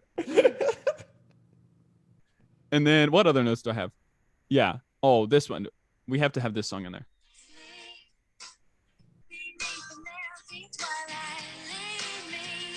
Yeah. Yeah, That one's in there. that's got to play a few times. Okay, yeah. We'll just Maybe buy the right. maybe that song's playing when they first meet in the bodega. You know how that's a very that would be playing in a bodega, And and then then and the then end of the movie, that's when they get together. yeah, Maybe yeah, that's yeah, what yeah, happens. yeah, yeah, yeah. And he's like, I hate this song. And she's like, me Yeah, too. yeah, And and then then it ends up being their song. and then at the end he goes, I hate this song. And she goes, me too. And then they kiss. That's great. Wow, wow. This is all over the place. This is a film though, So, okay, we've got the initial meeting at the bodega, and we have the ending. and we have the ending. It's that pesky middle part. It's the hour and a half in the middle that Well, where because they have to see each other again, then there has to be a falling out, there and has to then be there has to be conflict. the end. Absolutely. Absolutely. Yes. Absolutely. There Because has to be some sort of misunderstanding. He thought she was dating the weekend, but it turns out they're just working on something together. Blah. here it is. She's afraid to be seen with him. With the bodega boy? Yes. Or he thinks she's afraid to be seen with him, when in actuality, he's projecting and he's actually afraid to be seen with her. I think we're looking too much into it. I think it would be more factual for a hot celebrity to not want to be seen with bodega guy. But I thought she was down to earth. She slipped up for a brief moment because Oh, he was so. you mean like the reason why she likes him is because he's real, but then the paparazzi are there and she kind of steps away. It's a very subtle move, Yeah. and that just kind of ruins it for him. like okay, so it's It's insane that we're professional screenwriters. It's pretty wild. so they're walking down the street holding hands, classic. Paparazzi comes out, it zooms in close on her hands, she lets go of his hand. Wow. And that's a picture on the dailymail.com. Yeah. Yes. The tabloids really rip into it. So there's the conflict. She's afraid to be seen with him. Wow. And then he's like if you like, you don't want to be seen with me, I'm a real person, you're afraid to be seen with me, whatever, like you live your fancy life, this and that. Mhm. And I was much happier at the bodega without you. And you know what's happening here? You know what's happening? The What do you whole got? movie is leading up to, she's got a big movie premiere coming out. Big movie premiere. On the way to the premiere, she has them stop at the bodega, pick him up to take him with her to the movie premiere so they could walk the carpet together. And he looks like trash. And he looks like he's working at a bodega, and she thinks it's hilarious, and they have fun. And the picture's like, "Who you with?" And she's like, "It's Bodega Boy." Kiss me. Yeah, and that the song's playing for some reason. I like You know what that. would be really fun in meta is if the movie premiere is a rom-com. I do like that. That's fun. I do like that. I'm not gonna go too meta whether it's like it's a rom-com about a bodega guy and she falls in love with. That's too much. That's too much. Where she falls in love with a guy who's like a regular guy. Yeah. I do like the idea of a rom-com. Is there anything else you'd like to add to the story? I think the pivotal thing that we're missing is fun side characters. There needs to be a fun side I character. told on you both I'm a sides. fun side character. Right, you're her fun side character? Yeah. Because you're like the friend. I'm You're like her. I'm That's like a her. bodega boy. You don't want that mess. I'm like her publicist or something. I'm like her PR guy. Okay, I'm her yeah. PR guy. And we could have you also as like, so we have a PR guy and maybe you're also another assistant, but you're like the shrewd one. Ah, yeah. You're always Trying on the to phone. sabotage the relationship. You're always on the phone. You're always on the phone. You know what you need is a good animal character, big missed opportunity, or bodega cat. He needs to have a bodega cat buddy that he talks to sometimes. So now this is animated. No, it's the bodega cat doesn't answer, but he's like, buddy, what are we gonna do about this one? I still love the idea. My favorite scene in the whole movie and my masterpiece is whenever he reads the magazine. Okay, are you imagining him ejaculating at some No, point? there's What's the no- hook of this scene? There's no sex. There's no sex. There's no Right. sex. That's the whole point. It's love. There's no sex. They're kissing on the red carpet. That's their first kiss. Yeah, that's beautiful. I love that. That's how the rom-coms are. Like they were already dating. They're in love, and they have their first kiss in public Yeah. on It's like- display. He's like, are you sure? Yeah. Yeah, yeah. Kiss me. So maybe he's reading the magazine in the bodega. Bodega cat's reading it with him. Is there ever a I'm not scene? ruling out that maybe it is animated. So we're in New York. We're change the whole picture. It's animated now. We'll get Nick Kroll to do all the voices, and That's insane. so it's a New York rom-com, so we have to have the classic New York scene where maybe they're riding the Staten Island ferry, or maybe they're like laying in the park and she's telling him about all this fancy stuff, and he's like, nah. He takes her to real New York. He takes her To to show her real narc. But like, here's the thing: I want her to be a New Yorker too. And just because she's a celebrity doesn't mean that she doesn't know real New York. That's part of the reason why she likes him, is because she connects into her past. he thinks she doesn't know real New York. He takes her to like a dice game on the corner, but then she gets right down there and starts shooting Yeah, dice. she knows the guys. She's Yeah. like, hey, Johnny P. He's like, what? I thought I was the only one who knew real New York. That's great. I don't. Do dice games still happen in New York? Maybe. I don't know. I don't Yeah, gamble maybe they're anymore. playing chess in Union Square. Yeah. That's cool. Yeah, and she's like a savant with chess. Yeah, she's the queen of gambit. Yeah. I like this idea, man. I like this idea. Bodega Blues. Do you like the title, Bodega Blues? Can I tell you something? Corny. Sounds a little hacky. Yeah, it's hacky. I know. Here's the thing: what we've put together is a lovely picture, and I don't want it to be tanked by this title that I think, you know what I mean? I think it doesn't do service. You know, Yeah. we went into it. This is a beautiful film. This is an Oscar contender. This is our. Crazy I'm not Rich kidding. I'm not kidding. This actually, like, if we sat down and actually like figured out like what would be good about it, I do think this would be an okay rom-com. I think it would be an okay rom-com. I think It would so. at least get like a 6.2 out of 10 rating on IMDb, maybe 5.8. Yeah. People would see it more than once. Oh yeah. I mean, it's fun, you know, and that's, you want to see it again for like the bits, the characters, you know, Absolutely. the music. It needs to be Absolutely. good. What's the title? Not Bodega Blues. Nah. Do you like the idea of I just like the alliteration, but it doesn't have to be alliteration. Bodega Blues is, but like, there's not really a lot of blues going on here, unless And he's sad blues- all the time, which he Is isn't. he also a blues musician? So hold on here. So now he's also chasing his dreams. I like that.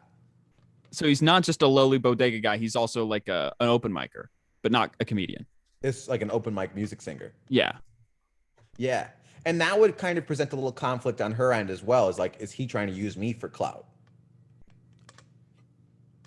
This is good. This is good. Mm-hmm. Because now there is a mutual conflict, not just you're afraid to be seen with me. He's upset. I don't want to put all the onus on either character. I want them Right. to be equals here. Yes. You know what I mean? They're both leads in my picture. It's a feminist picture. I'm with it. I want it to be like the Rainbow Coalition or something like that. I want everybody to be included. Got to pass the bike doll test too, by the way. I don't even know what that is, but I'm in. Two female characters need to have a conversation, not about men or something like that, I think. Pass it with flying colors. We'll do it. Book it. Book it. I don't know who the other female lead is, but No, we didn't have a single other female character. That might be a problem. well, we only have like 4 characters right now. That's true. One of them needs to be a woman. Maybe The Right. Weeknd is a woman. Maybe it'll be a female musician. Maybe it won't be. And what if he gets up there and tries to play music with the band? Yeah. Wow. Maybe it's Billie Eilish. Oh wow, nice callback. Yeah. I was thinking like Paramore, somebody who actually rocks. Haley Williams. That'd be fucking sick. She's awesome I would also believe that. I would believe her being in a rom-com. because I don't know why. she's at that point where it's She's at like, that point where it's like everyone would be happy to see her there, and she doesn't have that much going on. boom. That's what we need. the We need people who want to work, but also people who have been forgotten about at one point. Yeah. Yeah. Like maybe Mike Posner makes an appearance. I don't know. Wow. He might be a little too forgotten. Dude, I felt so bad for him, bro. Not to completely change the Got bit subject. by a snake. Okay, so like he walks across America and everybody was like, okay. No. Like his best friend and his dad died and he's walking across America. He gets bitten by a snake. He walks across America, releases like a whole album. Everybody was just like, all right. Okay. Did it not do well at all? I think it did. I felt the thing about Mike Posner, and not a lot of people realize, like he's had a lot of success behind the scenes. He's written a lot of hits.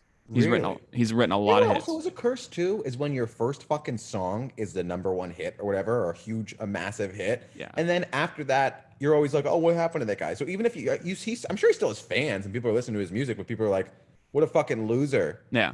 One of my favorite artists is John Bellion, who's Ah, yeah, yeah, yeah. I talented remember that as one. The one song, what was it? There was like uh a really fast song. he's got La a lot la of la I'm very la sorry. la la la la la, like something like that. But la la la la la la la. I La don't I la think la la. I think I'm doing it. That's it, right? that's close. Yes. The the thing is he actually had in the past couple weeks he's had like two like number one hits. I think he wrote a couple of those Bieber songs that came out. Like Get out. he's like a big time behind the scenes guy. Really Really talented cool when you musician. learn about that. Yeah. Would you write jokes for somebody? Yeah. I mean, I one of my favorite things is I feel so much freer when I'm like sitting down and writing with my friends because I Mm-hmm. know their voices, like especially like my close friends in comedy. I know their voices and there's no pressure. Like it's so much harder to write for myself because I'm like, this is stupid. It's never gonna work. Right. And then for them, I'm like, here we go. You know, just it's fun. There's no risk factor for me. So I'm like, try it. Yeah, whatever. And so I yeah, I love helping other people with jokes. like so if here's a scenario, we could also make a movie about this. And I have one more question for you. I know we've been taking up a lot of your time, but I do have another question after this. One question, would you write for like a big time comic who like saw you say you were at New York Comedy Club the other night? What if somebody was sitting on the sofas back there on the back wall, Hmm. big time guy, came up to you after liked your set, would you like to write jokes for me? And you're like, but you're big time. Would you do Yeah, it? of You'd be down for course. that? Yeah. I'm not in the business of saying no. I don't Yeah. have the luxury of saying no right now. And I also think that like something like that is also it's a great opportunity to just kind of like talk to somebody. You know what I Yeah. mean? Fair enough. And kind of work with them. I also think that like if I'm not gonna tell the jokes, it'd be cool to see somebody else tell them. Yeah. Also, I think that's a misconception. If I'm writing jokes for someone else, they're in someone else's voice. It's not I would never have told those jokes to in the first place. So I think that's like it's not like I'm not shooting myself in the dick. Yeah. All right. So what do you think This is about also purely hypothetical. Nobody's asking me. clearly hypothetical? No, you're good, man. You're good. I actually was having the thought before I went up because I had to go up after you, and you were like hammering it. Like you did really well that night. And I was like, oh gosh, I have to go up after him, and he's nailing it. Like I'm scared, Hmm. but you did great, Yeah. man. Thank you. Thank you. I Uh, hope. the other question I have is, what do you think about movies that are sort of like the classic like comedian on comedy movies? I mean, certainly overdone, Yeah, but I there's think I clearly think an it's an audience overdone. for it. I think it's an overdone And what do you trope. mean comedian on comedy? Like a rising comic getting through into the scenes or Yeah, whatever? there's that. Yeah, there's Well, that. I mean, that certainly TV. That's a huge thing. Like every single comic tries to make a show that's like, what if it was just me hanging out doing stand up? You know? And they're like, no, no, no, no, no. It won't be like Crashing. No, no, no, no, no. It'll No, be no, like, no. It's not gonna be like Seinfeld. no, it's definitely not like Seinfeld. And it's like, yeah, we do have a little bit of influence from Curb Your Enthusiasm because we have a beginning and an end. But that Yeah. middle, that middle, it's like it's whatever you guys want to do. But the problem is so many of them are so good because those people are so talented. I know So I think comedians as are long as you have a comedians are different very angle, versatile. are you pitching a movie or a show that's like a No, comedian on comedy? no, no, no, no, no. I'm just asking what your thoughts are on that. If you think it's like an overdone thing.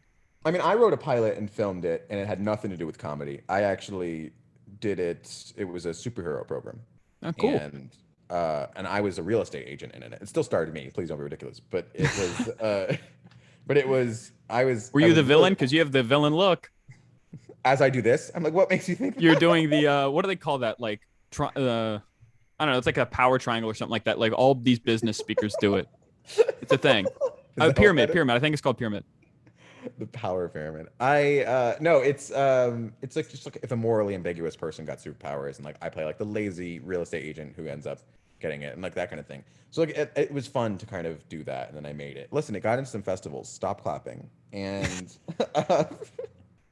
I liked it. I like that idea.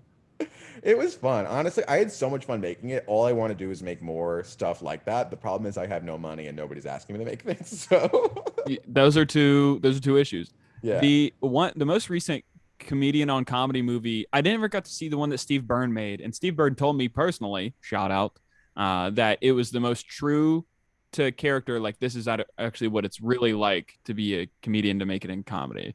I had what's the guy's name? Yang, not Bowen Yang, but like Jimmy Yang. Is that a guy? Okay.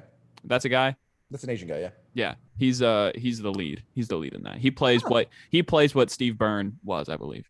You know what I like? You know what it is now and what people are doing are comedians on comedy movies, but there's also something else. Like The Big Sick. Yeah, Great. I love that movie. It's yeah, amazing. yeah. Um, Mike Cannon had one. I don't know if you saw it or not, and I don't remember the name of it, but dude, I watched it at the exact wrong time in my life hmm? because this was like just pandemic started. I just burnt it all down and break up with the lady because we want different stuff. His movie is literally about being a comic and breaking up with a girl because she's doing professional stuff and he wants to be a comic. And I'm like, God, Oh. Mike, why did you do this to me? And then he has a show in the city that she works in. She comes to it and he has to meet her new boyfriend. Oh shit. Oh, and I was like, Mike, Mike. It was tough, but it was an all right one. I liked it. You know what I really Tim like? Dillon's in it. Tim Dillon's in it. Yeah, Tell you what, guy's a talent. very talented. A few years ago, what's his name? Mike Birbiglia came out with this movie that was like it was like more about improv, and I've never been an improv guy, but Me it was either. like all these people like basically like this improv troupe, and they were a few of them had like a tryout for SNL, and like one of them got it or whatever. Keegan Michael Key and like what's her name, Jillian Jacobs. It was a really talented. It was wonderful. It was Yeah. incredible, and I never got it. I was never an improv person, but it was like a really good movie. So the movie was about improv people. It was about improv people, and it was a very realistic movie, and it was like also about like how they handle one of them getting an opportunity that other ones didn't, and like you know what I mean. Right. So it was really cool. It was. Let me look it up. Yeah, I'm looking at it. Yeah, I need to look this up. It was good. Oh, Don't Think Twice. Yeah, it was good. Okay. Don't think twice. I'm adding It's that on to the Hulu. list. Add I'm it to the adding list. that to the You'll list. like it. Tell me what you think about it. Don't think twice. What's his name? Oh yeah, what's the Chris Gethard's in it? He's good. He's Sly. in that. He's in that documentary about that park. That park that like killed kids growing What up. Park killed kids? You remember the movie Johnny Knoxville made where it's like Camp something Oh, Action Park or whatever. Action Park. He's in a documentary about Action Park. Chris said he went there as a kid and like people were getting like hauled out on stretchers and stuff like that. The movie is crazy. That's insane. Ben Stiller's in it. Wow. That's one more thing. We've actually been going a long time, but that's one thing I would like to talk about really quickly, and then we can get out of here. So, what are your thoughts when there's an artist that you see, it's big time, you like them a lot, but then you find out their parents are well connected? What are your thoughts on that? That's a really good question, and Because I've I been don't. wrestling, I've been wrestling with that feeling. It's a bittersweet thing because you're like, you know, It is like because an it's like, it's like obviously, if especially if I'm a fan of the person, they deserve it. You know, you like to believe that it would have happened anyway, but yeah, at the same time, something clicks and it's like, well, you know what I mean? It's rarely a coincidence. It's what makes it so exciting when somebody who doesn't have anything connected wise yeah, is usually. But like, here's the thing: you can't hold it against anyone because no, everything in life is based off of connections, no matter what. It's absolutely, everything about is based off of timing, luck. It's also talent, but it's also, you know what I mean? I can't think of how many people it's like one woman happened to see one guy's sketch and now she's helping him write an animated show. You know what I mean? And like, or right. like, I mean, even things that I've gotten in life, and I haven't gotten a lot of things, they happened just by chance. You know what I mean? Like, the only reason why I'm doing the BuzzFeed show that I am is like this girl that lived next to me in college. We weren't even that close. She was just a sweetheart. She Instagram messaged me being like, BuzzFeed's looking for people to be in this show. Do you want to do it? I was like, yeah. Yeah, I'll do So it. it's Yeah, like, obviously, like, why would if you have the opportunity to do something, why wouldn't you take advantage of that? So you can't really hold it against people, right. but there is a bit of a resentment, especially when it's like, yeah, they're connected. I have a little more resentment where it's like they have no worries. Like if they're also super rich, maybe they're not even connected, but if they never had to work while they were working for something, that makes it a lot easier. There's zero stress. It's a lot easier to go There do is stand up every single night when you don't have to worry about money, like when you're rising up. absolutely, absolutely, and it's a little bit different. Like I understand that artists all across the board, it's all subjective. Like people like what they like and they hate this and that.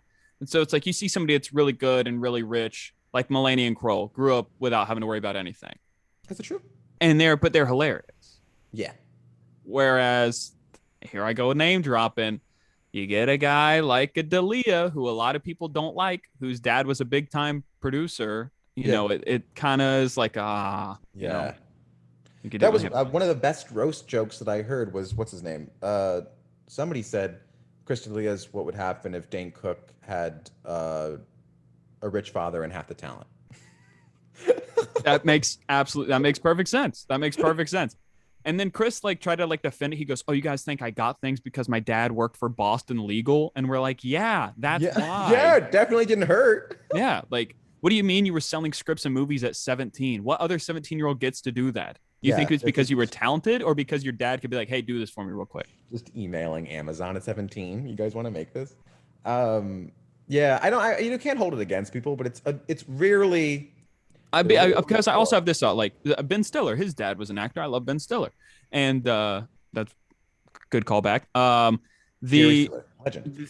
yeah, it's a recent callback, but like you and I, like we want to be successful entertainers. Like, what if our kids got into entertainment? Like, we want them to be like screwed. We want to give them the best You want to set opportunities. them up for success, and Yeah, that's why it is. So it's like why you can't at a certain point you can't hold it against people. But I think, there's a reason why you root for people more when it's like I think Tim Dillon's a really good story about someone who grew up really poorly, yeah.